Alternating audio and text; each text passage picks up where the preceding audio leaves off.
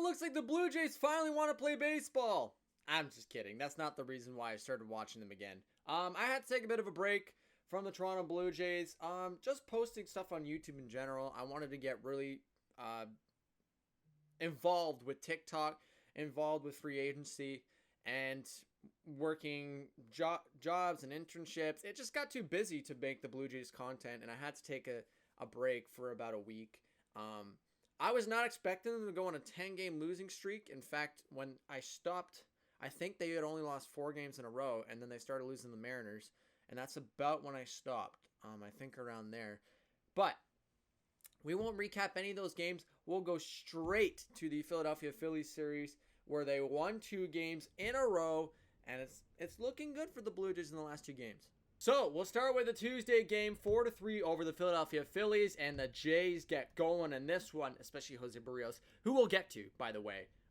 Really good comeback game from the Blue Jays. Bottom of the first, Teoscar Hernandez doubles to center. Springer scores on the play. Bichette scores a 2-run double from Teo, and it is 2-0 for the Blue Jays. Top of the second, Herrera, he hit an infield single to third. Scoring on the play is Stott.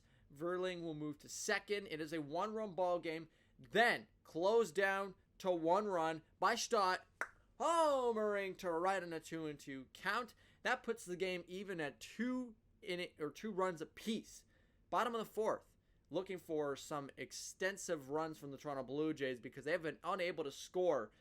Chapman doubles to center. Gurriel Jr. scores on the play. A gorgeous play there by the Toronto Blue Jays. Chapman getting a 3rd run for Toronto in this one, and they have the lead, holding on to it into the top of the 5th, where Castellanos does single to center. Stubbs scores on the play. Stubbs and Stott were big in this one for the Philadelphia Phillies, but not as big as this man. In the bottom of the 6th, clutch of the game, Gurriel Jr. hits a ground rule double to center. Alejandro Kirk scores, and the Jays win the game 4-3. The winner of this game, baby, Jose Barrios, 6 innings pitched, 3 earned runs only allowed. It's all right. 3 earned runs is allowed. 13 strikeouts for Jose Barrios, baby. I'm so happy for that man. I'm so happy for him. Honestly, what a game by Jose Barrios. He came back. He's 7-4 now.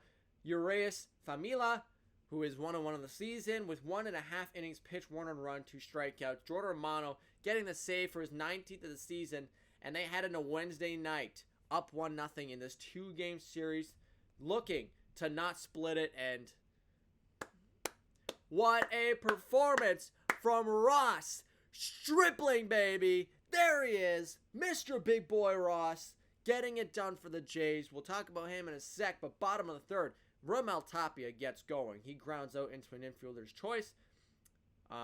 Scoring on the play is Matt Chapman, and the Jays are up 1-0. Bottom of the 4th. We've been looking for this man to get going. 20th bomb of the season. Over by Guerrero Jr. to center field. That one, I don't know how it got out of the ballpark, but Guerrero Jr. is just so strong. He's able to poke one over the edge of the plate and just knock it out of the ballpark. It is quickly 2-0, and Teoscar doesn't take any time to think about that one. Homering to center, a bomb on the first pitch. Alejandro Kirk scores on the play. It is 4-0 for Toronto, and they continue with the bottom of the 5th. Bo Bichette singles to center. Ramel Tapia scores. There's your 5. How about 6? Guerrero Jr. hits a sac fly into center field. Springer scores on the play. It is 6 for the Toronto Blue Jays. Top of the 7th, Philadelphia Phillies. They have to add something, right? So Stott homers to right on the first pitch. That is scoring Hoskins. It is 6-2. The Jays still have a fairly good lead, and this is around when they took out Ross Stripling. Entering the game, bottom of the 8th, it is Teo. Homers to right field on a 2-1 count. Alejandro Kirk scores on the play, the second 2-run bomb of the night from Teo, and Kirk being scored on the play. 8-2 win. Ross Stripling, 7 innings, no earned runs, no walks, 6 punch-outs for Ross Stripling. There you go, baby. That is how we do it. Zach Wheeler, who's a very good pitcher, 8-5, 4.5 innings pitched, 6 earned runs, 1 base on ball, 4 strikeouts. Thank you very much. I am so happy for John Schneider. This man, by the way, if anyone's not familiar, Charlie Montoyo was fired yesterday by the Toronto Blue Jays during free agency. That whole free agency, and then all of a sudden they threw in Charlie Montoyo's been fired. I'm like, oh my God, Toronto news is going insane right now. And yeah, it was a lot to take in. I did not believe that Charlie Montoyo was going to get fired. I just didn't think the Jays had it in them to send this man off.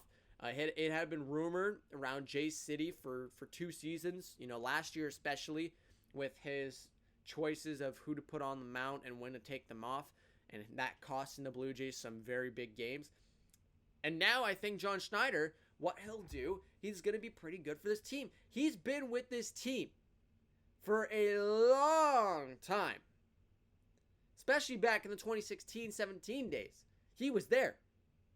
He was there when we won the ALDS. He was there when we won those wild card games. So he knows exactly what he needs to do in the situation. And I think he's going to be perfect for the job. I don't think they should sign anyone else to be the new manager of the Blue Jays. I think John Schneider is the perfect man for the fit. And I think he'll do really good with pitchers from now on. Again, he left Strip in there. If this was Montoyo, Strip probably would have came out in the 5th inning, maybe the 6th. He left him in for 7. He did fantastic against the Phillies. And all I got to say is I'm excited for what this team can do. Now they got themselves in a 2-game win streak. They're going to face the Kansas City Royals. Kevin Gausman, I don't know what accent I have right now, but it's phone.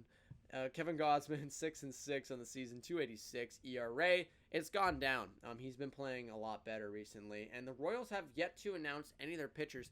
Fun fact, the Royals have 10 players that are not allowed to play at the Rogers Center, including Benintendi, who has been rumored to the Blue Jays. So this is an interesting topic that's going to happen for Toronto.